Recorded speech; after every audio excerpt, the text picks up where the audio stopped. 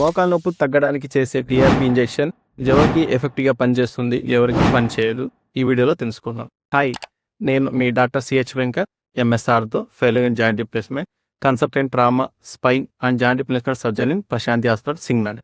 మోకాలులో గుజ్జులు అరిగిపోతే రెండు ఆప్షన్స్ ఉంటాయి. ఒకటి నీ రిప్లేస్మెంట్, మోకాలు మార్పిడి ఆపరేషన్. రెండు పిఎఫ్ ఇంజెక్షన్స్. ఈ ట్రీట్మెంట్ అనేది మోకాళ్ళ అరుగుదల స్టేజెస్ని బట్టి ఉంటుంది. మోకాళ్ళ అరుగుదల ఎంత ఉందా అనే దాన్ని బట్టే ఈ ట్రీట్మెంట్ డిసైడ్ అవుతుంది. ప్రధానంగా మోకాళ్ళ అరుగుదలలో 4 స్టేజెస్ ఉంటాయి. స్టేజ్ 1లో 10%, స్టేజ్ 2లో 10 to 30%, స్టేజ్ 3లో 30 to 60%, స్టేజ్ 4లో మోర్ దెన్ 60% కార్టిలేజ్ అంటే గుజ్జు లాస్ ఉంటుంది. స్టేజ్ 1, స్టేజ్ 2, స్టేజ్ 3లో ఉన్న వాళ్ళు పైప్ ఇంజెక్షన్ తీసుకుంటే నొప్పి చాలా వరకు తగ్గిపోతుంది. స్టేజ్ 4లో కూడా రిలీఫ్ ఉంటుంది, కాకపోతే కంప్లీట్ సొల్యూషన్ కాదు.